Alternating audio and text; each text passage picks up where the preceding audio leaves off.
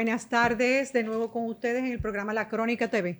Quiero antes que nada agradecer al doctor Julio Jacingris, que durante mi ausencia por unos pequeños problemitas médicos que estuve fuera del país, ya resueltos, gracias a Dios, estuvo aquí con ustedes. Hoy tenemos un invitado que a mí personalmente me encanta tenerlo y me encanta su manera de plantear las cosas de una manera tan clara y tan precisa. Doctor Humberto Salazar, bienvenido a La Crónica TV de nuevo. Muchísimas gracias. Humberto. Estar aquí donde se sienta mi querido colega.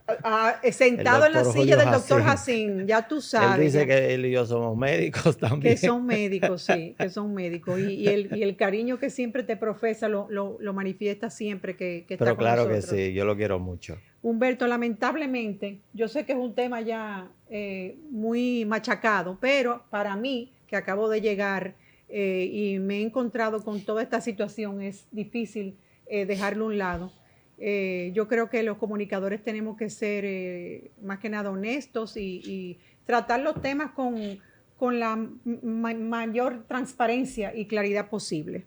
Yo quisiera, antes de darte la palabra y hacerte una pregunta, hacer un pequeño, sé que se ha hablado mucho, que se ha dicho, todos los días se habla de lo mismo, como estábamos hablando fuera de cámara, pero yo quiero hacer un pequeño, volver otra vez a recapitular el tema de SENASA desde el momento que Cisaril hace la alerta. Eso para tener un panorama un poquito más claro. La Superintendencia de Salud alerta desde junio del 2023, ¿cierto? Junio del 2023, cuando SENASA acumulaba más de 1.300 millones atrasados. Hay algo antes de eso, y es que Cisaril toma la iniciativa después que se producen dos acciones. En primer lugar, desde el año 2022 hay quejas de parte de los proveedores de SENASA en cuanto a los pagos. O sea, ellos son los proveedores que no le estaban pagando, son los que realmente hacen la alerta. Claro, comienza, en mi caso, yo que estoy vinculado a tres clínicas, inmediatamente comencé a escuchar que SENASA se estaba atrasando en los pagos y eso no era lo normal, lo común. Centros privados, clínicas privadas. Centros privados, por supuesto. Y lo segundo es, sí, porque el sector público no se queja. El sector público ha sido enormemente afectado por esta situación. Y lo segundo es que la Cisarril le pide los estados financieros a SENASA y no se los entrega. Al no entregárselos, entonces es que reacciona. Ok, entonces en abril del 2025, Cisarril se instala en SENASA, ahí es que se instala bajo la nueva administración de Cisarril, ¿cierto? De Ciara Hatton. Sí, claro, ahí, porque pidiendo todo lo que son los estados financieros, se atrasan 4 o 5 meses, siguen las quejas, se aumentan las quejas, entonces desde SENASA se dice que ellos tienen un tema financiero saludable, que eso es parte de lo que ocurre diariamente con una ARS, pero como no hay una respuesta acertada, entonces Ciara Hatton, de modo responsable, asume en llevar las mejores personas en el área financiera que tiene y los técnicos de Cisarril, que tiene la facultad que le da la ley para hacer eso, y ocupa SENASA. Y ahí ocupa las áreas financieras de SENASA, ocupa la parte jurídica de SENASA y las operaciones diarias de SENASA. Comienza entonces a monitorearlas in situ, es decir, en la institución. Eso es desde abril de 2025 de este año. Entonces instalan tengo entendido que encuentran micrófonos ocultos, borrado masivo de datos, 2 sistemas de contabilidad. Estoy diciendo lo que ellos, lo que en el informe está. 2 sistemas de contabilidad paralelos, y dicen en ese momento, si no me equivoco, que el hueco financiero alcanzaba 23 millones. 23,000 millones. 23,000 millones de pesos. Hay mucho de eso que es información de prensa. Yo no tengo el informe completo. Yo leí informaciones que me han llegado.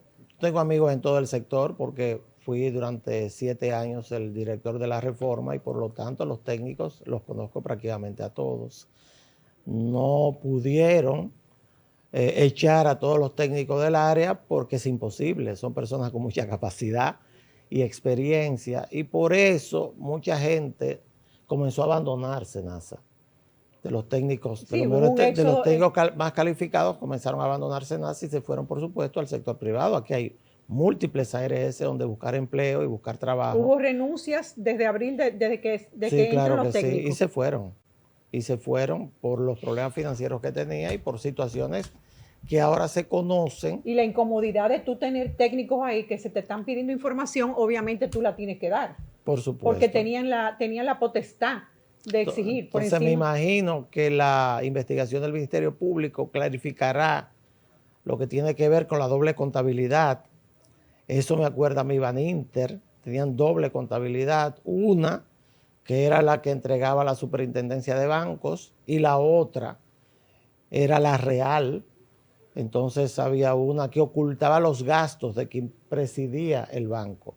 En el caso de SENASA, la doble contabilidad, creo que presentaban una aparentemente, según lo que se dice, a la Silsarril, de que financieramente estaban bastante equilibrados, pero la realidad era que estaban con un déficit creciente permanentemente, como si fuera un sistema de Ponzi, como si fuera una pirámide.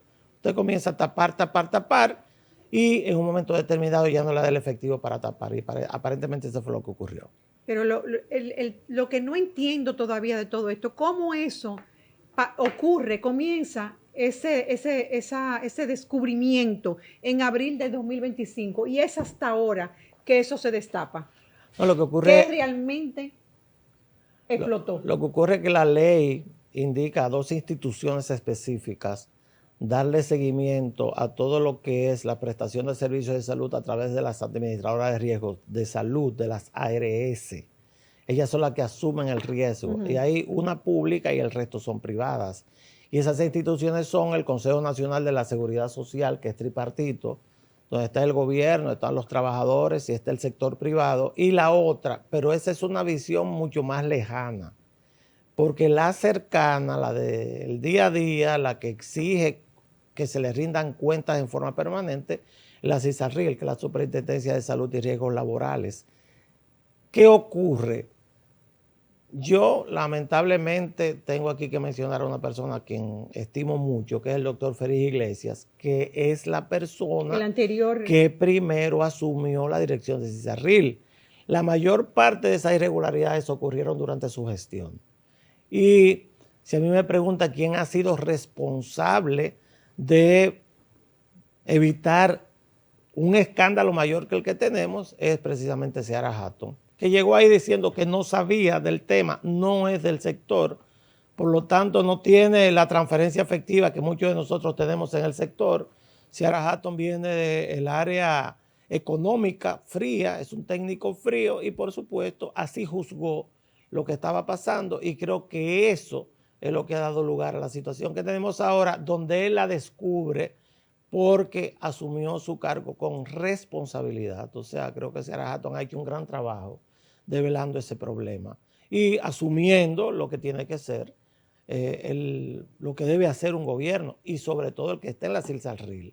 Fíjate que ni el director de la CISARRIL, que es el superintendente, es su superintendente, ni el director de SENASA los nombra en forma directa el Poder Ejecutivo. No lo nombra nunca. Le presenta una terna a el Consejo Nacional de la Seguridad Social, que es quien lo nombra, porque de ellos depende. Entonces, hubo una falta enorme de supervisión, sobre todo con un contrato que yo cuestiono desde su inicio y entró en efecto en el mes de octubre o noviembre del año 2020. Porque hay contratos y contratos. Hay un contrato del año 2020 que es con una empresa. Acabando de llegar, que parece un plan. Eso parece un plan. Ese contrato del año 2020 con una empresa que se llama Gersum, que depende de un consorcio que se llama RIT.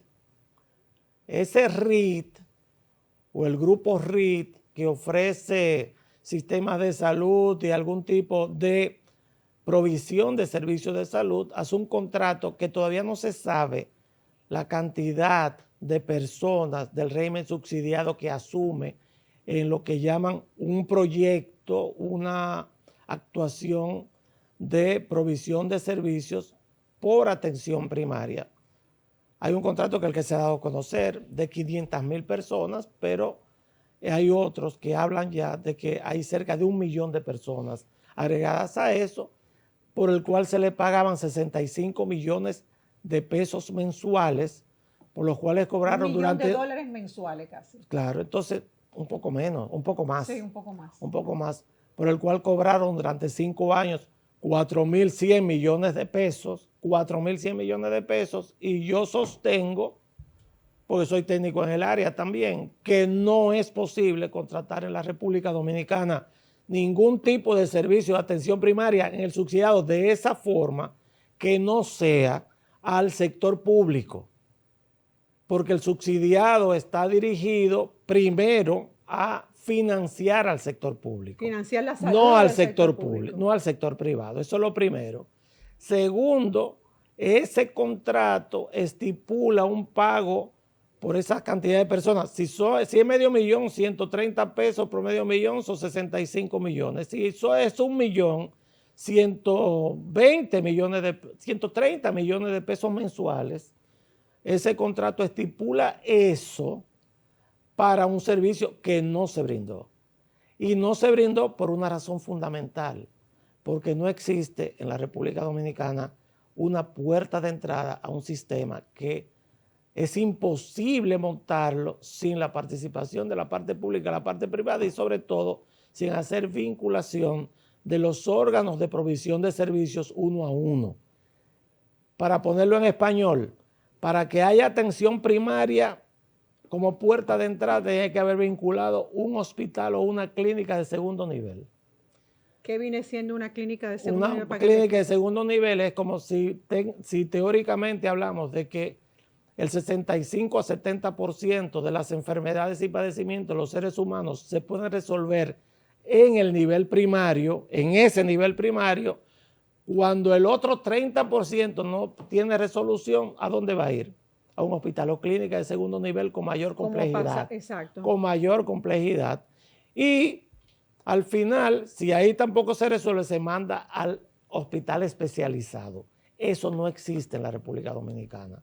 Y como no existe, no hay forma ni de auditar servicios privados en atención primaria, ni tampoco existe forma de usted dar seguimiento a ningún paciente. Es imposible hacerlo y se estuvo pagando eso durante 5 años y los que sabemos del tema lo cuestionamos directamente y la respuesta del grupo RIT es muy pobre, pobrísima diría yo, hablando de que entregaron 2 millones de servicios médicos. ¿A quiénes? ¿Dónde está esa gente? Exactamente. ¿Cómo fueron tratados? O sea, porque cuando usted contrata servicios de atención primaria por cápita, su trabajo es que la gente esté saludable, no que se enferme. Mira, Humberto, tú mencionas mucho un término que para mí, una figura, vamos a decir, que para mí es nuevo. Yo, sinceramente, o sea, obviamente yo no soy de este mundo del seguro, de los seguros ni nada de eso. Tú mencionas la figura que para mí es nueva de per cápita. Es antiquísima. Ok. Yo entendí lo que es ya. Yo entendí. Pero quizás los televidentes no, yo se lo voy a explicar. Que se lo vuelvas a explicar. Y hay otra cosa que quiero que incluyas en esa explicación. Esa figura, ¿es legal utilizarla? Totalmente legal. Ok. Por supuesto. Porque que es legal. Habido, en otros programas se ha dado que han dicho, incluso abogados, he oído que han dicho que no es una figura de usar legal y yo eso, o sea, para mí es inconcebible que en una institución se use ese tipo de forma de contratación si no es legal. Eso no me lo creo. O sea, yo estoy segura que si lo hicieron era dentro del término es que y del marco legal. A ese nivel en los seguros, en las ARS, ¿qué es una ARS?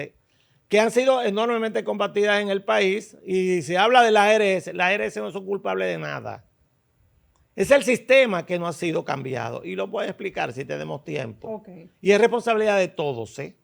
Háblame un poquito al público. Ahí es que se ofenden conmigo algunos amigos. Bueno, pero de todos modos, hay que ser transparente. De todos modos, las ARS lo que administran son riesgos.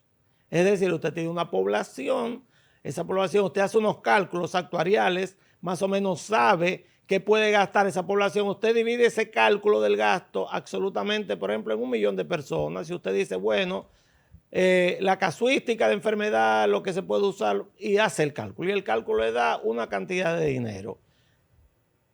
Las administradoras de riesgos administran el riesgo de que la gente se enferme o no. Mientras más se enferma la gente, menos dinero ganan. Mientras menos se enferman, porque ese es el criterio básico, mientras menos se enferman, pues ganan más dinero cuando se paga per cápita.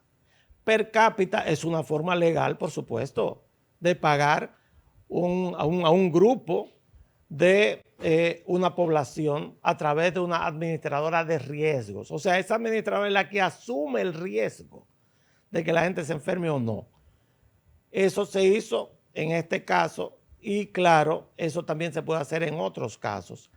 El otro método es por evento. Son dos. ¿Cómo es por evento? Bueno, la administradora de riesgos lo que hace es que paga por la demanda que le hacen los prestadores, clínicas, hospitales, consultorios, cuando hablas de eventos, laboratorios, para allá voy, clínicas, hospitales, consultorios, laboratorios, servicios de diagnóstico por imágenes, todo lo que es la prestación de un servicio médico. Esos son los eventos. Si yo me duele la cabeza y caigo en un neurólogo y me manda a hacer una batería de análisis, más me manda a hacer una resonancia, bueno, cobra ahí. El evento es, la resonancia tiene un precio, se paga. El laboratorio donde yo fui, me saqué la sangre, lo hicieron todo, tiene otro precio, se paga. La consulta del médico se paga. Y si me tienen que internar, la clínica también me cobra. Pero no me cobra a mí porque yo tengo un seguro, le cobra a la administradora de riesgos. Eso es por eventos, son situaciones totalmente diferentes. Por evento usted paga cuando la población exige un servicio médico con un seguro donde usted asumió el riesgo. Per cápita asumen el riesgo completo de una población. Esa es la gran diferencia. En el caso del pago per cápita, tiene que haber una fuerte organización de un sistema de salud. Al final, la ley, porque la llamada ley 8701 no se puede entender sin la ley 4201. Son leyes mellizas. La ley 4201 es la ley que ordena la reforma del sector salud. La ley 8701, donde están las ARS, es una ley básicamente financiera. Por eso quien encabeza la ley de reforma es el Ministerio de Salud. Es lo primero que está cuando usted la grafica. Y lo primero que está en la parte de la 8701 es la Tesorería de la Seguridad Social. No tienen, son mellizas, pero separadas. Yo espero explicarme lo más gráficamente posible para que se entienda.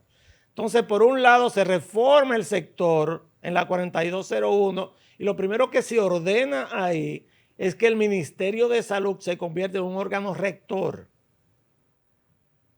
y divida la prestación de sus servicios en dos partes. Una, la parte de prestación de servicios colectivos que lo tiene el Ministerio de Salud actualmente, después de una ley que se pasó en el año 2013. Y al lado está la prestación de servicios individuales. Y ahora lo voy a disgregar. Tienen que seguirme porque si no se pierden. Se pierden hasta los que trabajan en el sector. Hasta tú mismo te pierdes. No, yo no. Me lo sé de memoria. Lo estoy diciendo de memoria y yo no sabía que venía a hablar aquí de eso. Ese fue mi trabajo durante mucho tiempo. Entonces, tratar de convencer a la gente que eso era. No los convencí, ¿eh? Si quiere ahorita se lo explica. Entonces, cuando tienes la parte colectiva, ahí está la provisión de vacunas, la pandemia, las epidemias, la salud del agua, el control de los restaurantes, la venta de comida, está ahí en la parte de salud colectiva y muchas otras funciones, medicamentos también. Del lado de salud individual, ¿qué está? Están las clínicas y hospitales, laboratorios, diagnóstico por imágenes, todo lo que tiene que ver con provisión de servicios de salud. Eso se dividió. Por eso existe el Sistema Nacional de Salud, SNS.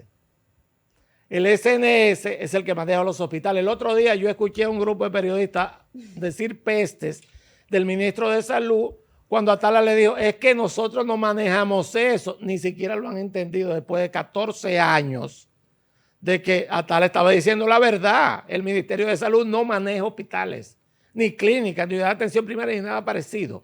Lo maneja el Sistema Nacional de Salud, donde está mi querido amigo Mario Lama. Pero la verdad es que la mayoría de la población entiende que las clínicas, los hospitales son manejados por salud pública. No maneja salud pública. No hay manera de que se le explique. Yo le estoy explicando cómo es. Eso es lo que dice la ley. Así es que funciona. Entonces, la parte financiera que sale de la Tesorería de la Seguridad Social, porque a la Tesorería de la Seguridad Social van todos los descuentos que se le hacen a los trabajadores y a las personas que pagamos también, que no nos hacen descuentos, sino que lo pagamos, nosotros pagamos a la Tesorería, no a la Tesorería de la Seguridad Social, nosotros pagamos directamente a la ARS, pero por ahí es que van todos los descuentos de los trabajadores, más el aporte del gobierno para el régimen subsidiado. Va a la Tesorería de la Seguridad Social. ¿Por qué existe la ARS? Porque hay que manejar el costo. Nadie aguanta en ninguna parte del mundo un modelo loco, fraccionado, irresponsable como el que hay en la República Dominicana, donde yo tengo un carnet, yo lo tengo aquí, de un seguro médico, me duele la cabeza y yo me voy donde mi amigo José Joaquín Puello, porque él es neurocirujano, para que me vea. Eso no existe en ninguna parte del mundo. Todo el mundo entra por una puerta de entrada y así es que manda la ley. Una puerta de entrada que son las unidades de atención primaria públicas y privadas. Porque también el privado tiene que presentar lo que son estas unidades. ¿Qué ocurre? Que lo que yo te estoy diciendo no existe aquí. No existe un sistema como el descrito por las dos leyes, porque no ha habido responsabilidad para construirlo por 4 presidencias diferentes, que no son 4, son 4 años de Hipólito, 4 años de mi querido amigo Leonel Fernández, 8 años, 8 años de Leonel, 8 años de mi querido amigo Danilo Medina y 4 años y un mes del presidente Luis Abinader. No lo han construido. ¿Por qué no se ha hecho? Por los intereses que están alrededor de los presidentes. El principal perjudicado, el usuario del sistema. Porque las unidades de atención primaria son la base de una pirámide de atención. Y esa pirámide de atención no construida hace que entonces yo voy donde mi amigo José Joaquín Puello y probablemente fue que yo no dormí bien anoche o que he tenido muchas preocupaciones y estoy estresado o que en mi caso no tomo pastillas, pero que usted no se tomó la pastilla de la presión, cualquier tontería de esa que lo resuelve un médico en atención primaria y me da una receta y me fui. Si yo voy donde José Joaquín, pues probablemente me hagan una sonografía, un electroencefalograma, me hagan una cantidad de estudios. Resonancia magnética. Ya me entiende. El costo no lo aguanta el sistema. No lo aguanta el sistema. Entonces, imposible. ¿qué ocurrió con SENASA? Que en un sistema así no construido, contrató 1 millón de personas para que manejaran atención primaria en un sistema totalmente fraccionado. Porque característica principal de un sistema es una palabra de informática, y en informática un sistema se traduce en su mínima expresión en la capacidad que tienen los nodos de ese sistema de transmitir información hacia adelante y hacia atrás en el momento que se quiera. Y eso es un sistema sanitario. Y ese es un sistema en cualquier parte del mundo, hasta en el cuerpo, y te lo voy a demostrar. Vamos a una pequeña pausa. Dame un minuto, dame un minuto. ¿Por qué yo se lo voy a demostrar? Porque es muy fácil. A ver, vamos a ver. Sistema digestivo. Yo estoy aquí sentado. Sistema digestivo. ¿Cuál es el sistema digestivo tuyo y el que me está mirando? O el siguiente.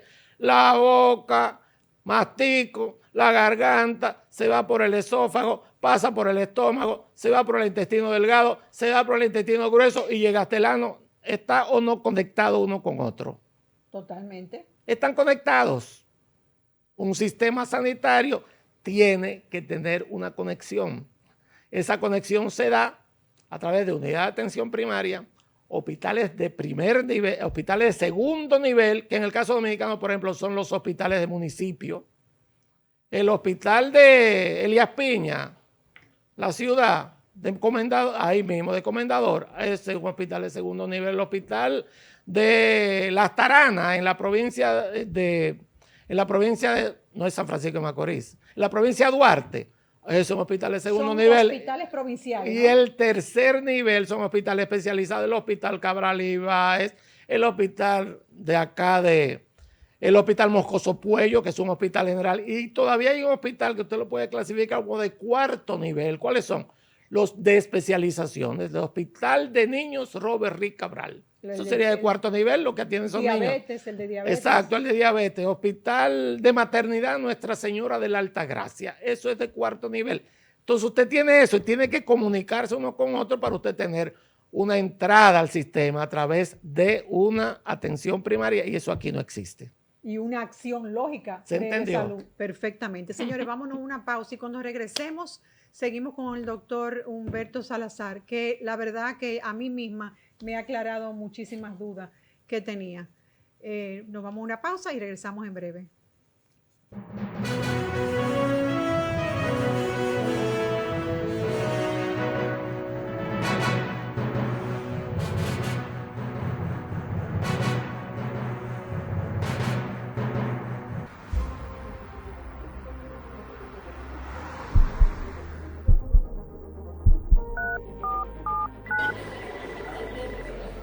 En RD Vial tenemos una sola misión: asistirte cuando sea necesario.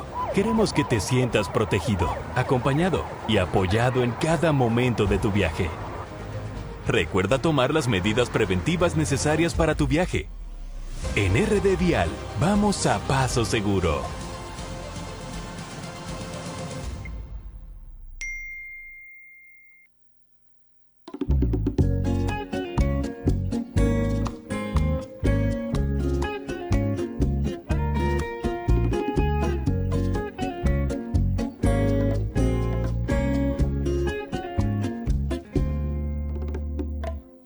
Que ha venido para llenarme de color el alma.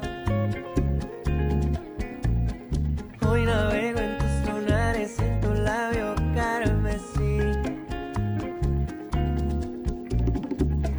Cómo se cuece el calor. En cada dominicano hay un maestro chocolatero.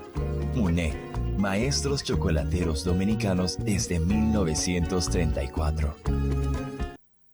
En República Dominicana se aplaude cuando un avión aterriza, pero hoy aplaudimos el despegue, porque hemos sido reconocidos como la mejor nueva aerolínea del mundo. Gracias a todos los que vuelan con nosotros, somos la aerolínea nueva más innovadora y de mayor impacto de 2023. Sigamos volando, más arriba, mucho más. Arajet, mejor nueva aerolínea del mundo, 2023.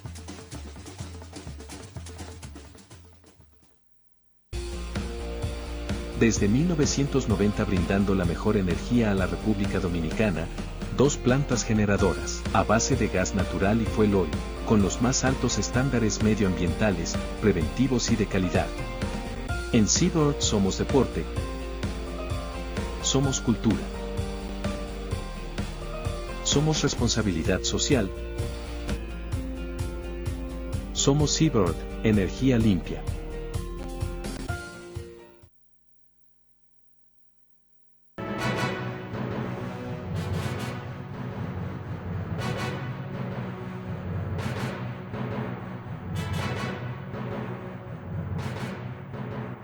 de nuevo aquí en el canal Voz Media Network con el doctor Humberto Salazar.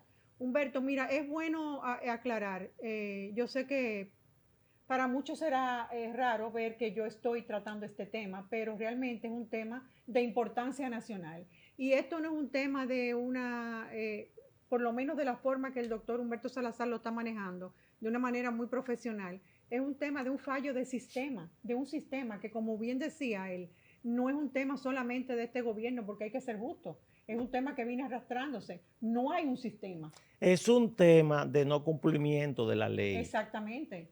Pero ¿desde cuándo viene esto arrastrándose? La ley 4201 y la 8701 fueron promulgadas en mayo del año 2001.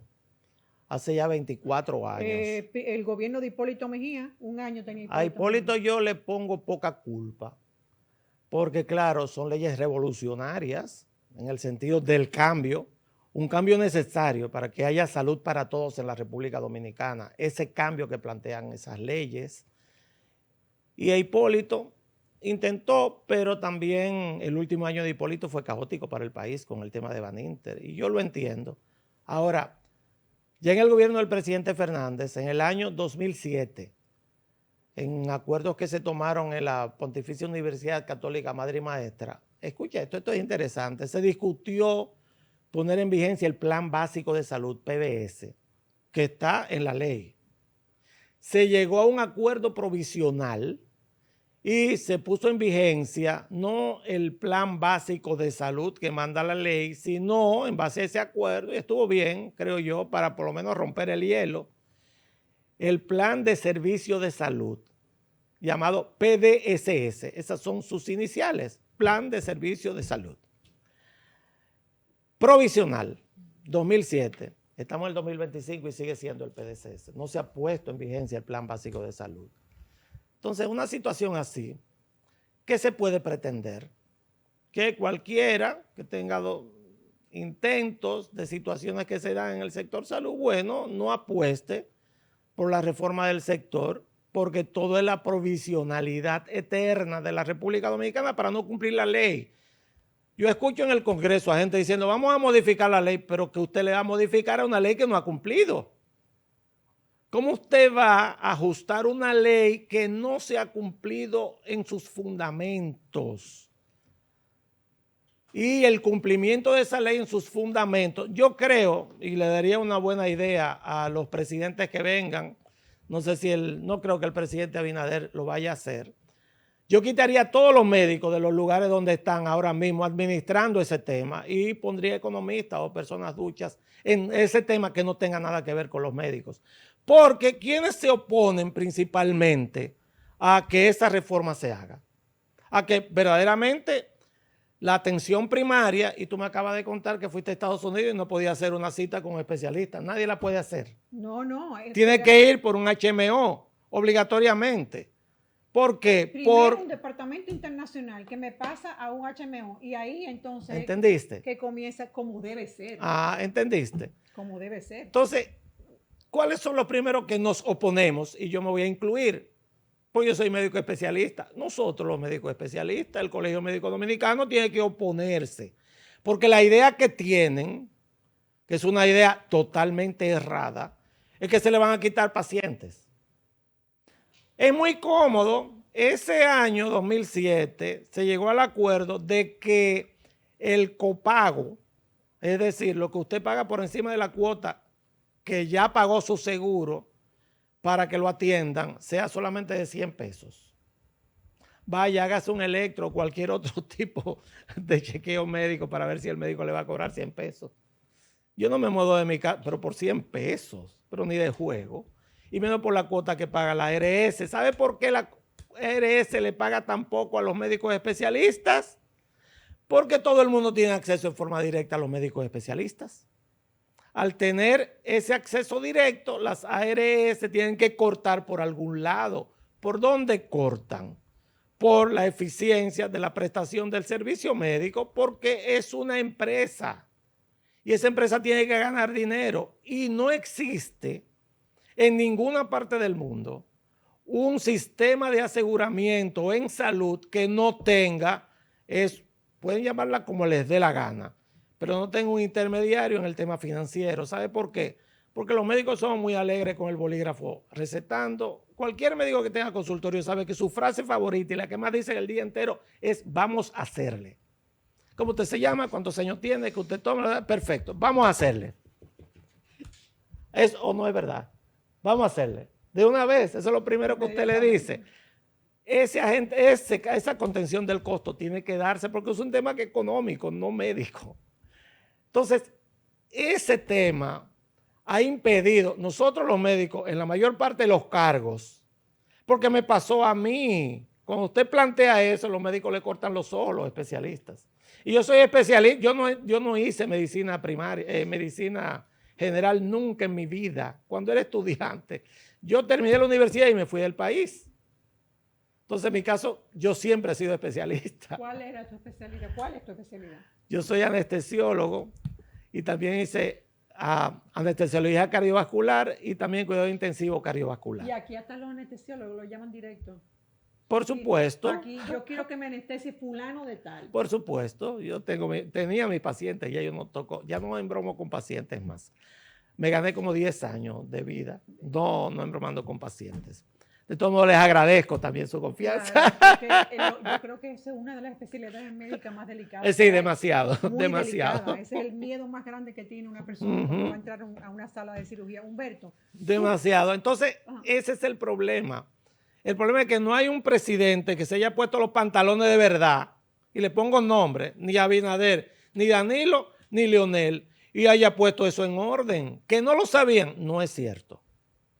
En el caso de dos sí lo sabían porque yo se los dije. No es otra persona que se lo dijo, no. Yo se los dije. Y no solos, en reuniones del sector completo. A los dos, que ese era el camino que decía la ley. Pero no quisieron y ya está. ¿Entendían que no era prioridad? No es eso. O no convenía por alguna razón. La República Dominicana se maneja de la forma siguiente. Fíjate, cuando el presidente Fernández llegó al poder en el año 2004, yo nunca acepté ir al sector público. Los gobiernos de Balaguer, yo nunca acepté ir al sector público. A mí no me interesaba eso. Mi trabajo era en la medicina privada.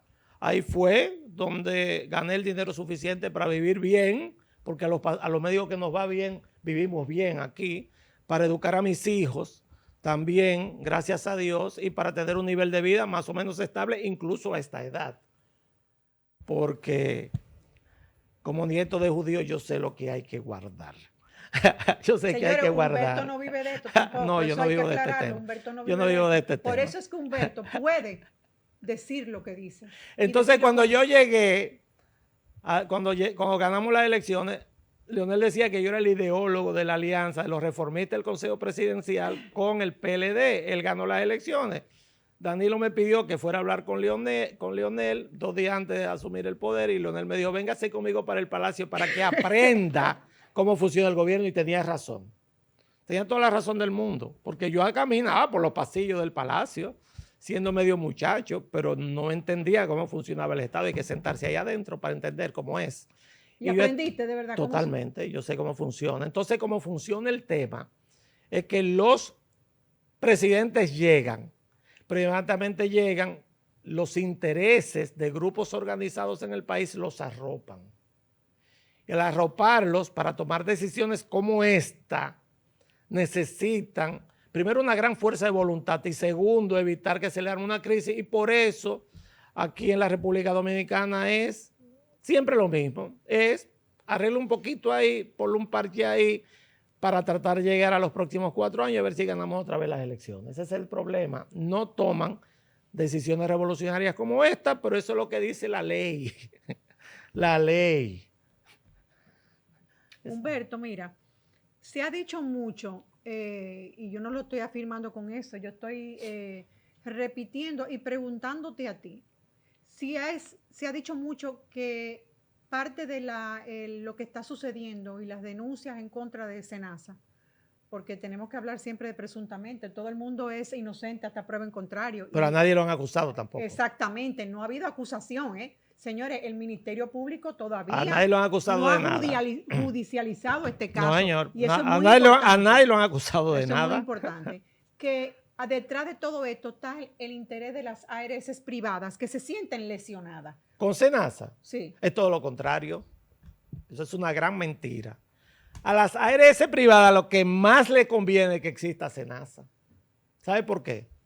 Porque Senasa asume por su función social, por ser paga principalmente por el Estado, la mayor parte de los enfermos. ¿Cómo te describí qué es el negocio de las ARS?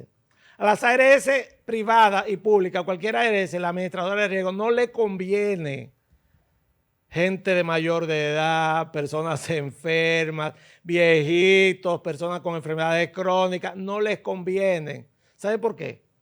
Porque su presencia en clínicas y hospitales aumenta enormemente el costo de mantener a esa persona relativamente saludable. El riesgo es mucho mayor.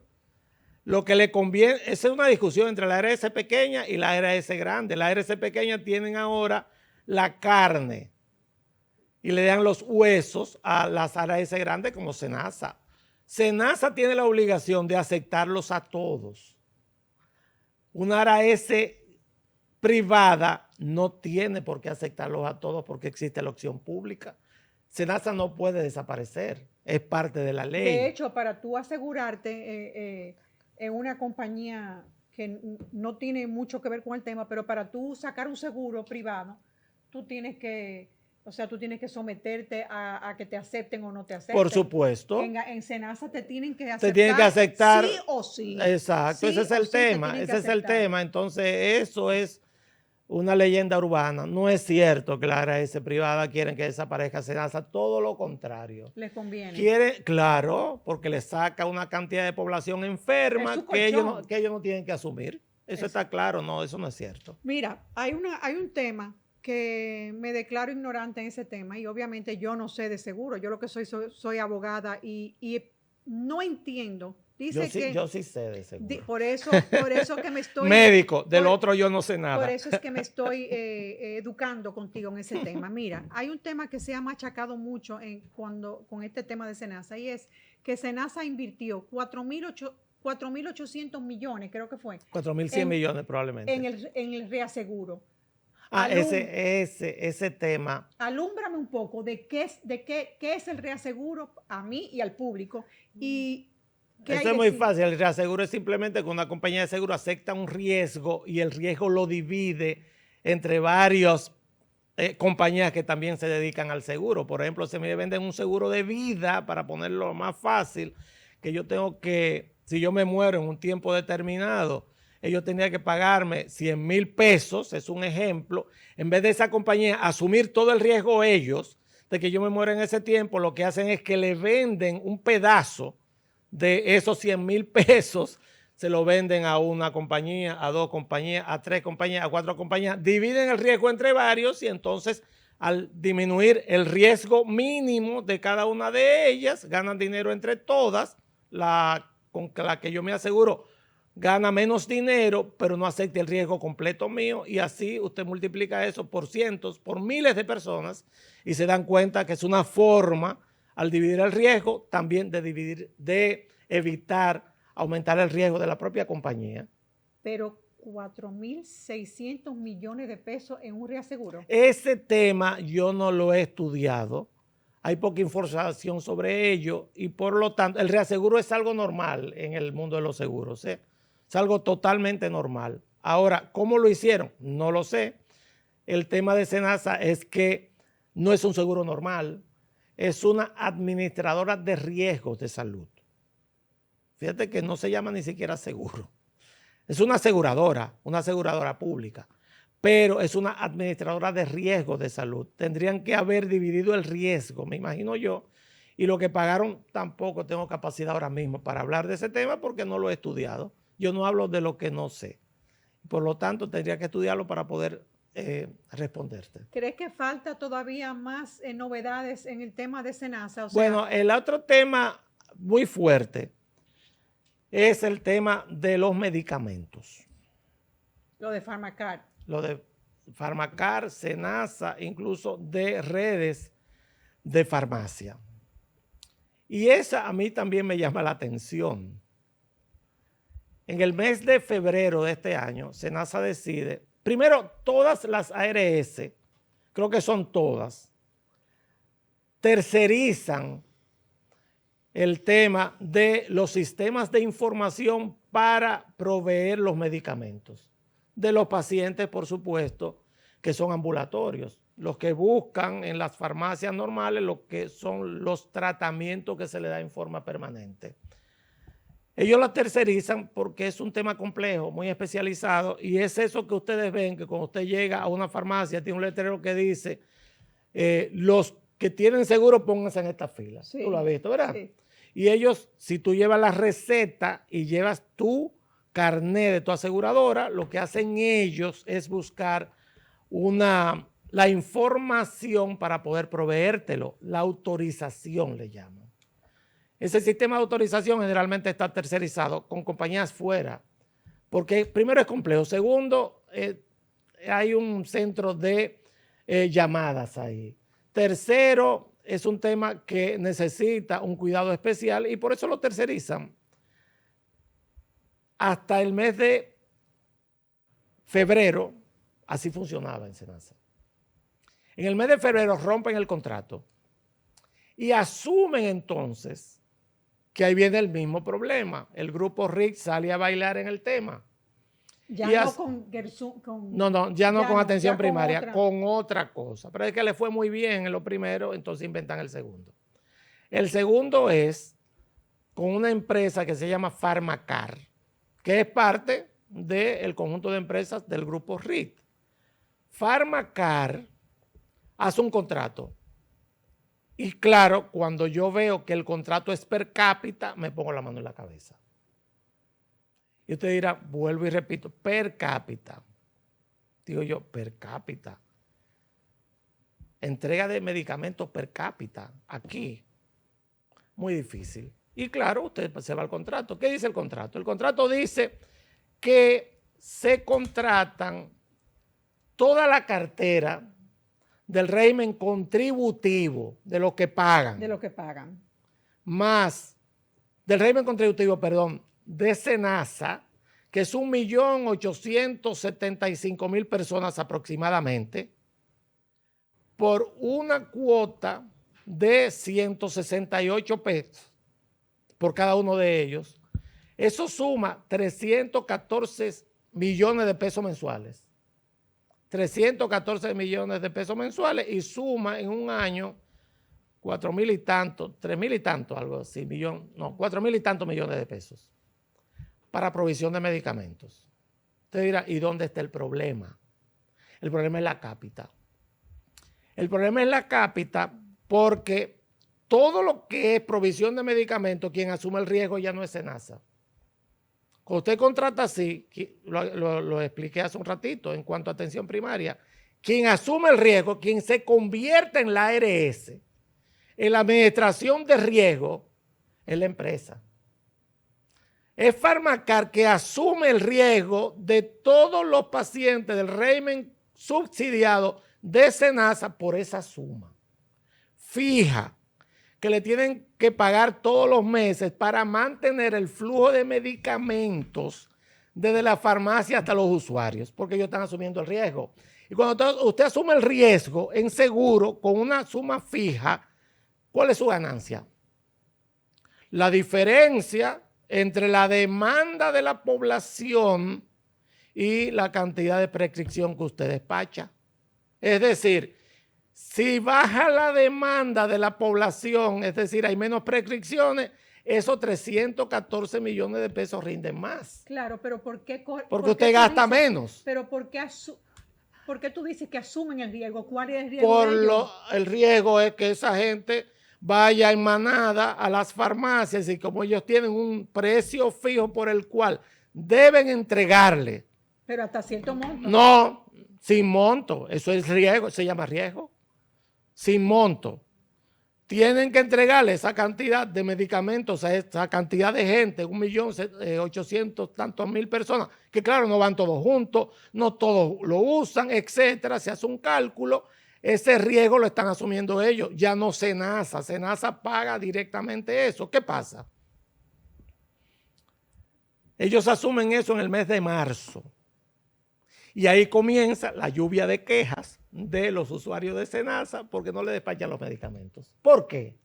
Porque cada medicamento que no se despache es una ganancia para Farmacar. Claro, obviamente. ¿Ya entiendes? No es tan difícil entender. Había muchas quejas de pacientes, de personas que iban con el seguro y le decían que el medicamento no lo tenían. O que esperaban 3 horas, 4 horas, ponían obstáculos para la gente muy anciana, operados, que tenían que ir a la farmacia en forma presencial. Por ahí andan las quejas, cientos, miles de quejas. ¿Por qué?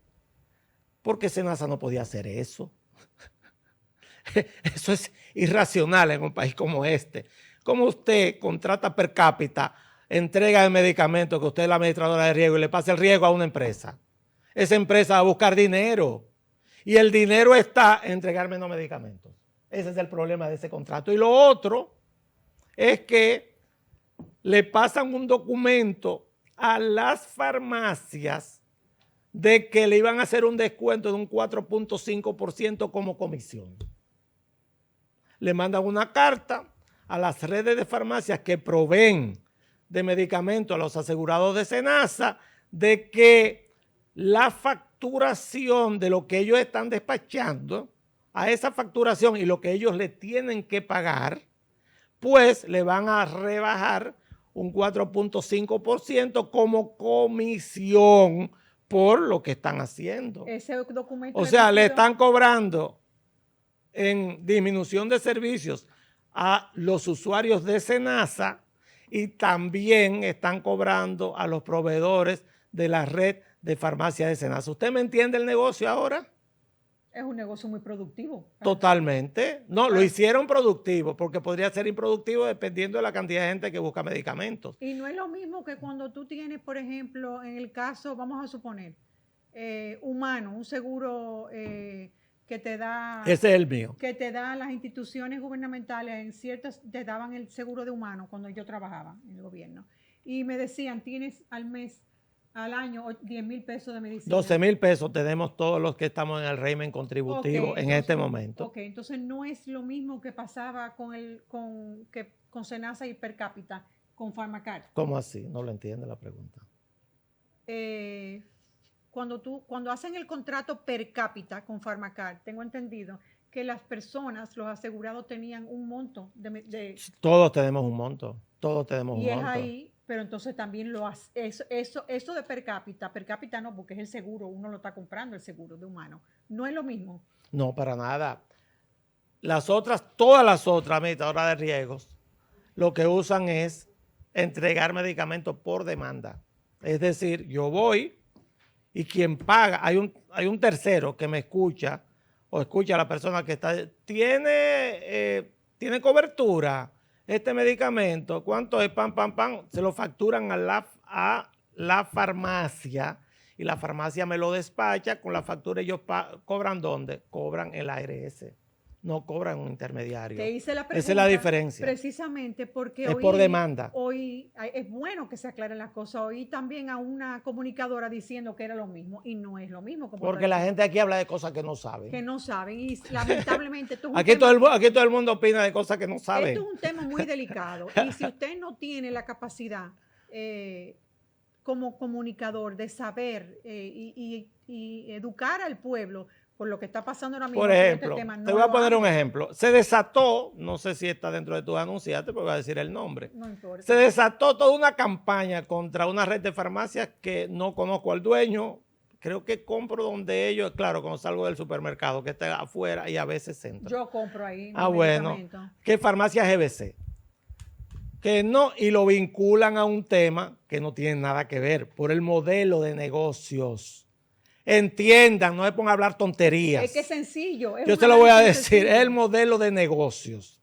El modelo de negocios de una farmacia es de un minorista que vende. ¿Qué hace un minorista? ¿Cuál es su modelo de negocio? El modelo de negocio es comprar este móvil que yo tengo aquí en mis manos, ¿verdad? Por 100 pesos y venderlo en 110. Cuando lo venden 110 se está ganando 10 pesos. ¿Cómo gana dinero? Vendiendo no este móvil, miles de móviles, Y que se miles gana por de el 10 precio. pesos en 10 pesos, en 10 pesos, en 10 pesos, ¿verdad? O sea, que sí se gana con la venta. ¿Cómo colide eso con un modelo de negocio como el de Pharmacar, donde su negocio, como ya lo he demostrado, es disminuir la venta de medicamentos? O sea, para disminuirlo es que ellos ganan dinero cuando menos medicamentos se prestan a la población, Es que ¿me GBC entiendes? no tenía Son ningún negocios contrato que tampoco. son paralelos. Exactamente. Y dos líneas paralelas, yo lo sé de chiquito, dos líneas paralelas ni en el infinito se juntan, porque eso es una ley. Son paralelos, son dos modelos de negocio totalmente diferentes, y no solamente diferentes, divergentes. Uno quiere que haya demanda de medicamentos, que es el caso de las farmacias, y otro quiere que disminuya la demanda. Es el que está cobrando 314 millones de pesos mensuales por proveer medicamentos. Entonces, ese fue otro disparate. Si es un tema diferente, bueno, saldrá, pero no Saldrá. tiene nada que ver Pero hasta ahora no con se- Pharmacar o medicamentos que tiene que ver con Senasa. Señores, y yo veía, que te lo comenté fuera de cámara, como pidieron, no sé si es la convergencia de farmacia, no sé, pidiendo, señores, que le prohibiera a GBC que vendieran los medicamentos con el 20%, señores. O sea, No pueden hacer eso no tampoco. pueden hacer eso porque eso es una forma más. Así como esas farmacias tenían un contrato per cápita, GBC tiene derecho a ganarse un solo peso. Eso, No se importa. llama, eso se llama libre comercio. Hay GBC libertad de puede comercio. ponerle el precio que quiera. A cualquiera. Ahora, una cosa es que sí esté sobrevaluando los medicamentos y vendiendo mucho por encima, pero si GBC le da la gana de regalar los medicamentos, los regala. Mira, yo vivo en Los Cacicajos. Casi nadie sabe de esa farmacia. Creo que tienen tres farmacias en la ciudad.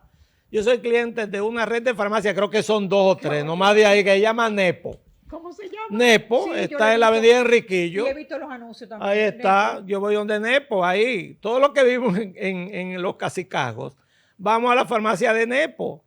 ¿Por qué? Bueno, Nepo nos da un 20% de descuento también. Exacto. O sea, entonces, dime, mire, es tanto y con el descuento tanto, punto, se acabó, pero ese es su derecho, eso se llama libre o sea, comercio. ¿dónde dice que GBC no puede vender más barato? Todo, no entiendo, todo no. el mundo puede vender más barato. O sea, ahora vuelvo y Hasta con pérdida tú vuelvo y puedes vender. reitero, cuando ya es una cuestión de que tú estás vendiendo muy por encima del precio, que es un abuso ya es otra cosa. Pero GBC puede, estoy ahí lo cierto, la puede regalar los medicamentos si le da la gana al pueblo. Puede hacer lo que quiera. Puede hacer una jornada. Y entonces ahora mismo GBC no entra en ese expediente que se está... No, para nada. Eso no fue, está. yo me imagino que las personas que son sus competidores Pero querían hacerle claro, daño, pienso yo. Claro, porque dicen incluso una estupidez, para mí una estupidez que dijo también otra persona, que dijo que había tumbado y le había quitado negocios a la Carol, pero Dios mío. Pero eso es libre Entonces, comercio. ¿y los supermercados? Vamos a poner el ejemplo del Bravo. Ese es el libre comercio. ¿Qué No, está pero haciendo? aparte de eso, la Carol es otra compañía. Compañía. Con esa yo tengo relación, tuve relación. Es la compañía que está en nuestra clínica. Y Curiel, que es el presidente de la Carol, una excelente persona, puso la farmacia. Ahí está, pueden mirarla. O sea, la Carol está en la clínica también. Y le voy a Pues los decir- médicos, ese es nuestro sector. Exactamente. Entonces, el tema de los contratos, yo creo que todavía van a salir a relucir muchas compañías, muchas empresas, porque y muchas otras personas, porque como bien tú y yo conversábamos, y yo te enseñé también el tema de un contrato, bueno, el contrato de Pharmacar, de quién lo firmaba ese contrato. Entonces, ahí también surgen dudas, Humberto, un familiar muy cercano a un funcionario del gobierno. Entonces, No sabía quién lo entonces- firmó y ese tipo de cosas. entonces, no sabía. esos son temas que van a relucir más cosas, van a salir más empresas y van a seguir, y no sabemos en dónde. El tema no se ha judicializado, que es la gente habla ya como que eso está ya en tribunales, eso no está en tribunales, no hay ni acusado. No hay ni acusado ni un informe siquiera. Exacto, no hay un informe, se está esperando, creo que el informe final de Cisarile. Sí, porque para- están haciendo una auditoría para entregarla al Ministerio Público. Entonces, el Ministerio de todo lo que Público- pasó, cuando eso salga, bueno, primero pasará por la mano del presidente de la República y a partir de ahí veremos lo que El Ministerio Público pasa. no puede judicializar hasta tanto no salga el último informe. Sí, pero de la Fiscalía. el Ministerio Público puede hacerlo. Lo del presidente de la República lo agregué yo. Eso no es lo que dice la ley. El Ministerio Público puede comenzar Es el persecutor de los delitos, aún así que claro sin que sí. sin la última auditoría de que va a hablar. El Ministerio Público puede hoy mismo tomar acciones, depende de las informaciones que tenga.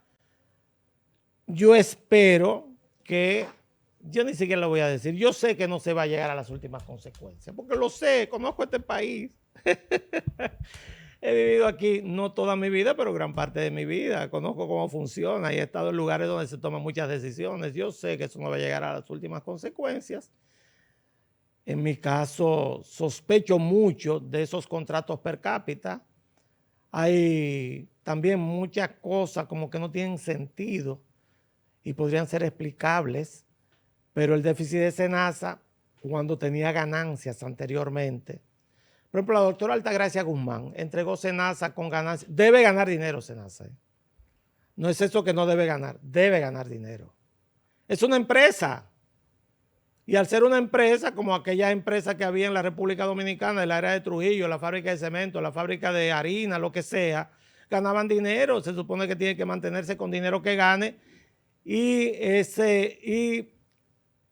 La doctora Altagracia Guzmán decía, creo que entregó eso con 6, 7 millones de pesos de ganancia. O sea, por debe ganar dinero, no debe perder. Pero aparte se dice, no he visto nada de eso.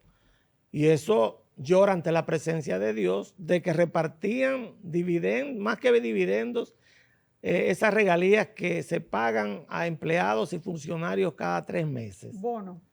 La bonificación, se me fue el nombre.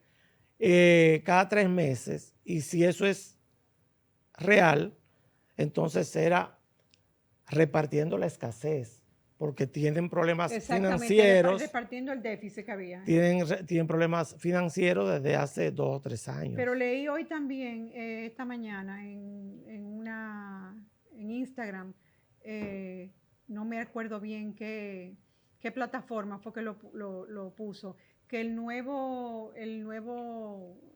la nueva dirección de SENASA se había quedado con el sistema de las bonificaciones. O sea, con ese sistema de bonificaciones se había quedado. Como yo he dirigido empresas, las bonificaciones se dan cuando hay ganancias. Cuando hay ganancias. Si no hay ganancias, no se dan bonificaciones. Así funciona.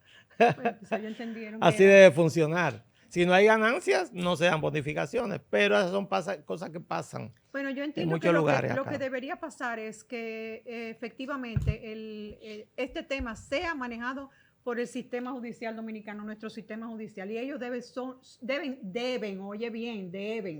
deben manejar este tema y deben ser los que manejen la información y los que al final decidan cuáles sí, cuáles no. Yo le voy a decir cuál es mi opinión sobre eso. Este tema de SENASA es un tema como Baninter para Hipólito Mejía y será un tema que perseguirá el resto de la gestión de Luis Abinader, por la razón siguiente. El impacto social multiplicador de lo que es una empresa dedicada a brindar servicios de salud que ha terminado una administración en un escándalo. Probablemente las personas que nos están escuchando entiendan una tercera parte de todo lo que yo dije. Quizás entiendan la mitad. Pero sí entienden porque ha sido bombardeado por una cantidad de información de que hubo un problema de corrupción. Eso entienden. Y si se actúa contra personas muy cercanas al presidente Luis Abinader, que de verdad tendría que pensar muy bien la gente que lo rodea. ¿Usted sabe por qué? Óigame, usted candidato en el 20 y su jefe de campaña hacia adentro, el ex ministro de Educación Fulcar, y su jefe de campaña hacia afuera, el que trataba con el sector externo, los dos han salido en medio de escándalos. Los han salido en medio de escándalos de los cargos que han ostentado. Entonces, si él está dispuesto a cruzar el Rubicón y enfrentar a esos grupos organizados que hay en su gobierno, en el caso Senasa, dedicados junto con empresarios a tratar de ganar la mayor cantidad de dinero que sea posible en el menor tiempo posible, que eso se va a acelerar, ¿eh? ¿Sabe por qué se va a acelerar? Porque cada día que pasa al presidente Abinader le queda un día menos en el gobierno. Efectivamente. Porque él pierde autoridad cada día porque no va a la reelección y las personas buscan entonces dónde cobijarse. Entonces, cada día que pasa entra mayor desesperación en los gestores públicos que también quieren salir multimillonarios del gobierno. Si eso no ocurre y eso pasa sin pena y sin gloria, cargará con ese peso durante bastante tiempo. Y será el legado que en términos de lucha contra la corrupción y contra la impunidad, él le dejará al país. Es decir, que lo que dijo antes de ser presidente quedará echado en el zafacón de la historia, lamentablemente. Eso es lo que va a pasar si no asume esa responsabilidad. Si la asume, como quiera la gente va a decir que salió gente culpable porque era su amigo. Pero eso es una trampa terrible, esa donde están ahora. Este caso de Senasa, tú en tu experiencia y tu conocimiento político, ¿crees que va a afectar una posible permanencia del PRM en eso el yo poder? Eso yo no lo puedo saber ahora, falta demasiado tiempo. Cualquiera que hable de que tiene un pronóstico a 2 años, 1 año y 7 meses de que comencemos a hablar de ese tema, que es en el mes de julio del año 2027. ¿Por qué el mes de julio del año 2027? Porque ahí se inscriben los candidatos. Los precandidatos que serán electos en el mes de octubre del 2027. Cuando lleguemos ahí, o a principios del 2027, y todavía falta 1 año y varios meses, entonces podemos hablar de pronósticos electorales. Mientras tanto, el que habla de que fulanito va a ganar, yo creo que es un irresponsable. Y que el panorama político todo el mundo lo eso sabe. No tiene en sentido. Un mes puede cambiar. En un mes con cualquier cosa en cambia. 2 días. En 2 días cambia en 2 el panorama días, político. En 2 días. Aznar perdió las elecciones en un fin de semana en España. Un fin de semana con el atentado en Atocha perdió las elecciones. Ahí está. En un fin de semana perdió las elecciones y ganó Rodríguez Zapatero. O sea que ahí está. Cualquier cosa puede pasar. ¿Que hay favoritos en este momento? Tampoco lo creo. Y no lo creo porque aquí se está perdiendo de vista a la mayor cantidad de votantes y los que han tenido mayor abstención en los últimos años, que la gente joven. La generación Z ya vota, ¿eh? Desde el año 95 para acá, la generación Z ya vota y decide, está decidiendo en muchos lugares del mundo. ¿Qué van a hacer ellos? Yo no lo sé. Entonces, vamos a esperar a ver qué pasa. Bueno, yo sigo teniendo fe y quiero tener la fe de que en este caso la justicia, para bien, para mal, va a investigar y va a salir con una aclaración de todo lo que pasó. Y, voy a decirlo, va a ser fuerte. Para mí va a ser fuerte. El que cometió, que lo pague. Como dice una amiga mía, el que se comió su uva agria, que aguante su dentera. Bueno, esperemos. Como debe ser, vuelvo y te repito, como dominicana, como ciudadana, yo espero que la verdad salga a la luz. Simplemente esperemos. Eso. Porque si las cosas fueron presuntamente, como se está diciendo, es un crimen de lesa humanidad. Esperemos. Señores, gracias por estar con nosotros. Gracias a Humberto. Miren, tener a Humberto en un programa es difícil. Es difícil, es un lujo. Y yo me contenta decir. Es difícil. Y me enorgullece decir que Humberto Salazar ha venido 2 veces a la comunidad. Eso es cierto. Muchísimas gracias, Humberto. No, mi admiración, mi respeto por tu gracias. Conocimiento. Y en nombre del público que te oye, gracias por todas esas cosas que aclaraste, porque la verdad que hay muchas cosas que la gente no sabe o no entiende sencillamente. Pero se les explica y les explica, claro, y hay que sí. seguir machacando en lo mismo. Señores, gracias a todos ustedes y nos vemos pronto.